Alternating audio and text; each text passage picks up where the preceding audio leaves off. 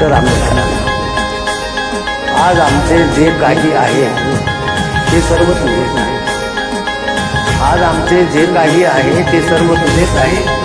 हे जगणे आणि मरणे, हे शब्द आणि ही हे सुख आणि दुःख, हे स्वप्न आणि वास्तव, ही भूक आणि तहान, सर्व पुण्याई तुझीच आहे. सर्व पुण्याई तुझीच आहे. हाय बिचारा दुबळा वारा, निर्दयतेने करीतो मारा. हाय बिचारा दुबळा वारा, निर्दयतेने